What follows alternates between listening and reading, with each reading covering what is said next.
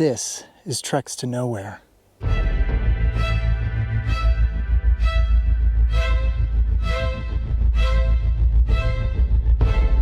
Trifinium. Trifinium is a word used to describe a place where three boundaries meet.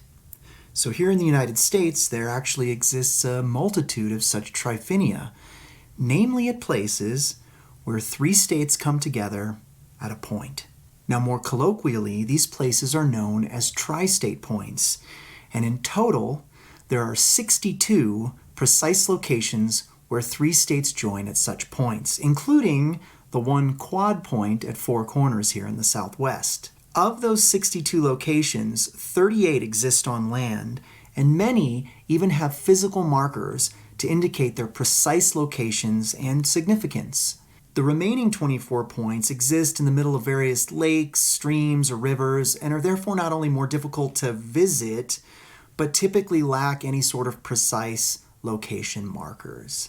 Visiting these tri-state points has become a goal of many modern explorers and geographers, and as such, there now exists an entire subcategory and even subculture within various organizations, including the U.S. High Pointers Club, for documenting and highlighting these unique places. Now, as with other geographical oddities, particularly those with very discrete and explicit definitions, these tri-state points are overwhelmingly attractive as potential destinations.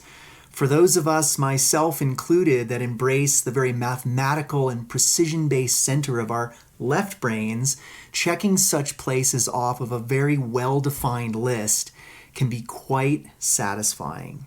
Now, all the way back in 1997, a guy named Jack Parcell, who was one of the first individuals to complete all 50 state high points, was successfully able to reach all 38 dry land tri-state points. Along the way, he documented his travels and subsequently published a book titled Tri-State Corners of the United States. Now, this book has achieved somewhat of a unique cult status and now has a rather substantial and ardent following. It has, in a sense, become sort of the unofficial guidebook for many now also looking to complete the circuit of tri-state points. Now, incidentally, there are actually many new resources that have come out in the past 20 plus years that further document these places. Even the Washington Post recently published an extensive and interactive virtual guide to all tri-state locations throughout the United States. And they marketed this interactive travel guide resource as a way to potentially see and experience parts of the United States that would otherwise be passed by without a second thought. And this is one of the great joys of visiting a list of such places like tri-state points, or even poles of inaccessibility, for example. It allows one to see remarkably unique and profound places around the country that typically remain hidden in the background. Now, it should be noted that pursuing such an endeavor as to visit these 38 tri-state points does come with its own set of unique challenges. For example, many of these points are located on private property, and those landowners are less than pleased to find random people tramping across their land. Some guidebooks and online resources will often advise that seeking out some of these points comes at the explorer's own risk. Often visiting these spots requires a certain level of stealth and ingenuity, we'll say. For some points, it's often advised to visit in the middle of the night, off-trail, and with minimal lighting. I, of course, won't go on record speaking to the legality of such endeavors. Now, in addition to the 60-plus U.S. tri-state points, there also exists 18 U.S.-Canada tri-points. These would be places where either two U.S. states meet with one Canadian province, or two Canadian provinces meet with one U.S. state. Similarly, there are also 8 U.S.-Mexico tri-state points.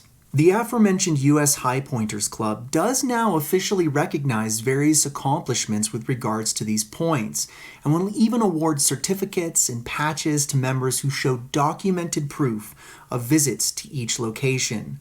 Needless to say, the popularity of these points has grown significantly since the days of Jack Parcell in the late 90s.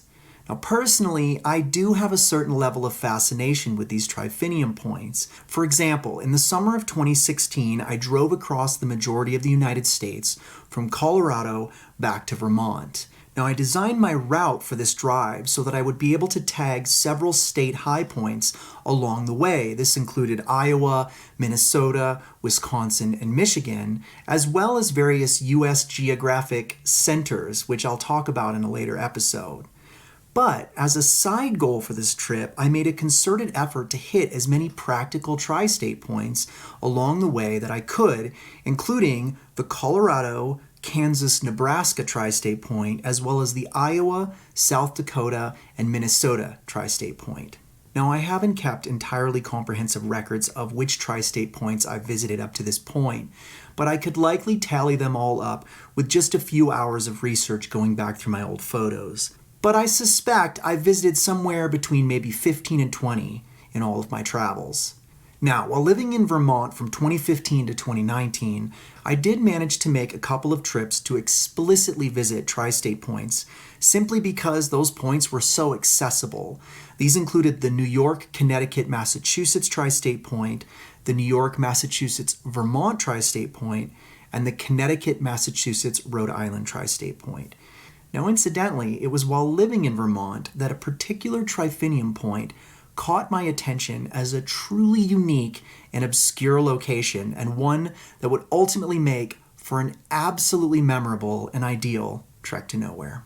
So, as I was making my way back to my small apartment in Vermont on a random Monday in November, I decided on a whim to take the day off from work. In lieu of spending the day at the lab toiling away debugging some wildly frustrating Python code, I decided instead to finally investigate a place that I had been neglecting for years. This specific location was certainly one of the more remote destinations that I had been drawn to, and was made particularly special by the fact that it was also an effective Trifinium point. As I noted, all over the United States there are dozens of these such tri-state points. This specific point that I found myself heading to on this otherwise dreary, cold November day was oddly unique, however. In addition to this point being shared by the states of New Hampshire and Maine, the third state was actually the Canadian province of Quebec. So this would be my first true hybrid international tri-state point. Since moving to New England in 2015, this obscure tri-point had fascinated me just due to its utter remoteness. After some rather exhausting internet sleuthing, I learned that it was possible to drive north through a series of wildly remote hunting roads in New Hampshire's sparsely populated Coos County and park just a half mile from this elusive tri-state point. My destination would be a diminutive pool of water known only as Rhubarb Pond on maps. This entire endeavor, of course, assumed that roads would actually be open and passable in mid-November. So on this particular morning, I was heading north out of Boston on I-93. Now, rather than make my usual turn west onto I-89 in Concord, New Hampshire, I instead continued on north towards the high peaks of New Hampshire's White Mountains. Mile markers continued to dart by as I made my way further north, and the roads became progressively smaller and more narrow. Eventually, I found myself on a 21-mile stretch of winding, twisted, and snow-covered hunting roads up in the very northern tip of New Hampshire's remote woods. After a couple of icy close calls along the unmaintained and primitive roads, I did eventually come to an end at a very ice-covered Rhubarb Pond. I hadn't come across a single vehicle since leaving the pavement over an hour prior.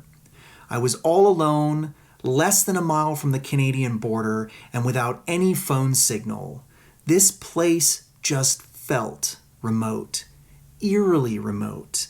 I pulled over, threw a small backpack on, and began a relatively easy bushwhacking session up a moderately graded slope towards the international border. Thankfully, I did bring my handheld GPS unit, so was at least able to stay close to my intended path. And after just a few minutes of hiking and a few hundred feet of climb, I broke through an obvious clearing and found myself standing on a desolate and treeless swath, deliberately cut into the woods. And standing there like a sentinel in the center was an International Monument obelisk, exactly like the one I had seen at the end of my Pacific Crest Trail thru hike, all the way over in Washington, and also at Province Point in Vermont. I took a collection of photos and then walked back and forth along the swath for a few minutes, just to sort of take in that full international border experience. It occurred to me that I had never actually walked along an international border before, and in this case, I found it to be hauntingly lonely. Now, the hike back down to my car was completely uneventful, and on the eventual drive back to my apartment in Vermont, I decided to whimsically visit another unique and bizarre geographical anomaly in the northeastern corner of Vermont. You see, the Vermont-New Hampshire border falls almost entirely along the Connecticut River, with one tiny exception of a small border section in the upper northeastern corner of Vermont. Here, the two states share their only land border, a single mile-long section near the Canadian border as well. So I made my way back south and west along New Hampshire State Route 3, past the town of Pittsburgh, and towards the Vermont town of Canaan. As I neared the small land border section where the two states meet, I found a convenient pull-off for parking. I surveyed the area and immediately discovered a large stone obelisk off the side of the road, marking the location. My second stone obelisk of the day. Now, there was text etched into this monument that detailed the location of an additional state border benchmark down along the Connecticut River that would mark the northeastern corner of Vermont. Now, of course, upon this realization, my geography itch definitely kicked in, and I decided to investigate further. I looked across the road and found a faint footpath that clearly led down to the river. I surmised that I was not the only geographile to seek out this additional benchmark. So I walked across the street, I followed the overgrown path down to the water's edge, examined the shoreline for any sort of conspicuous border marker, but nothing was immediately apparent. And just as I was about to give up and return to my car disappointed, I noticed the outline of a very small and faint circular marker on top of a flat rock that was sitting out in the water. I hopped over a few rocks to get out to it to investigate and was delighted to see that it was in fact a legitimate USGS benchmark. I of course took several photographs of this spot and left with a genuinely satisfied smile on my face. What a fantastic little oddity. The remaining afternoon drive back to my small apartment featured the typical scenery of Vermont's Northeast Kingdom, idyllic green hills and bucolic fields, and I remember stopping somewhere along the drive for fresh apple cider and thinking to myself, it had definitely been one of my better uses of a sick day from work. Excuse me. Thank you so much, everyone, for following along on this trek to nowhere as we talked about this fascinating topic of Trifinium, or tri-state points, and we went and visited one of the most remote of these such points, way up deep in the woods of northern New England. Take care, everyone, and be safe.